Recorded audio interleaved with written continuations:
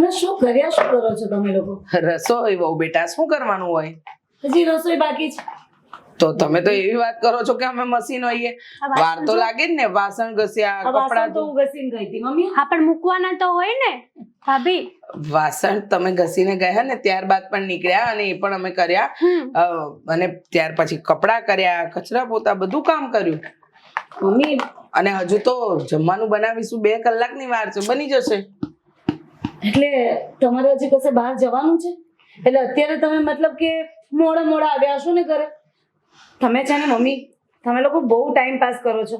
હા ગયા હતા મંદિરે એટલે તમને મંદિરેથી આવતા મોડું થયું અને એટલા માટે અત્યારે રસોડામાં ઘૂસ્યા ને? બહુ બેટા અમારો નિત્યક્રમ છે. મંદિરે જવું, શાકભાજી લેવા જવું. ટાઈમ પાસ છે.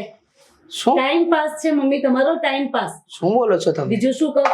આ મંદિરે જાઓ તો મંદિરે કલાકોના કલાકો વિતાવો, શેરીમાં બેસવા જાઓ તો શેરીમાં બેસી રહો, ખબર નહીં શું વાતોના વતાગરા કરો. શું ગમે તમને લોકોને? ભાભી આ કેવી વાત કરો છો? અને હવે તમે આવી ગયા છો ને? મમ્મી મારે થોડું ઓનલાઈન નું કામ છે, હું જાઉં છું. આ બધું ભાભી કરાવશે તમને. વાહ સરસ, તમારે ઓનલાઈન નું કામ છે. આ ઘરના કામમાં પણ થોડું ધ્યાન દો ને. હા આપી ટાઈમ દેજો. જ પાસ કરો છો એમાં પણ કઈ ઓનલાઈન નું કરતા નથી. ભાભી મારે તમારી સાથે છે ને વાત જ નથી આ મમ્મીની મમ્મી આ ટાઈમ પાસ કરવાનું પહેલા તો બંધ કરી દો. સમય ક્યાં અમે વેડફીએ છીએ આ ઘરમાં. ને સીધી વાત છે, મંદિરે ગયા હોય તો 2-4 જણ જોડે વાત કરવી પડે. અને વાત કરીશું, એકબીજાને મળીશું તો કોકના મનનો ભાર હળવો થશે. કોઈક વાત કરશે તો એને શાંતિ મળશે. અને આવું તો ચાલ્યા કરવાનું નિહાવો. કલાકોના કલાકો વાતો ચાલે મમ્મી. એવી તો તમારી શું વાત હોય કે આટલા બધા સમય વીતી જાય છે? આને છે ને ટાઈમનો વેસ્ટ કહેવાય. ટાઈમ વેસ્ટ કરતા કહેવાય મમ્મી આને. એક મિનિટની કિંમત હોય છે આ સિટીમાં. અને તમે કલાકોના કલાકો વિતાવો છો. જોવો બેટા, અમે અમારા સમય પ્રમાણે ચાલીએ છીએ. સમય ભલે બદલાયો પણ માણસોને આદતો બદલતા વાર લાગે.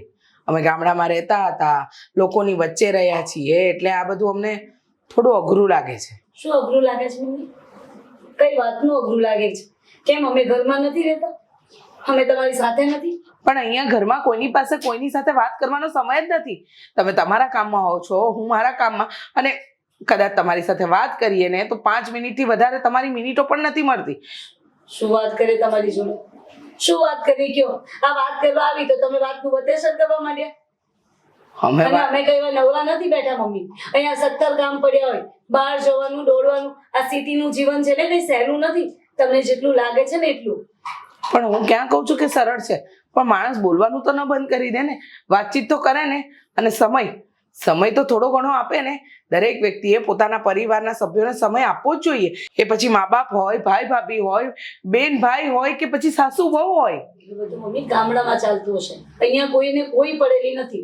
અહીંયા પોતપોતાની રીતે બધા છે ને સાંજે આવે, જમીને થાકી ગયા હોય એટલે સૂઈ જાય. બાકી કોઈને કોઈની પડી નથી મમ્મી. એટલે તમે છે ને બીજી બધી વાત ના કરશો. આ ટીવી આપ્યું છે, ટીવી જોતા હોય ટાઈમ મળે તો. આ કોઈના ઘરે ગઈને ટાઈમ પાસ કરવાની શી જરૂર છે? આજ પછી તમે મંદિરે જાઓ ને તો મહેરબાની કરીને વહેલા આવજો. અને આ શેરીઓમાં બેસવાનું બંધ કરી દેજો. આ છે ને આજુબાજુમાં લપ્પન છપ્પન કરો ને અહીંયા પસંદ નથી અમને લોકોને. પણ બહુ બેટા, નેહા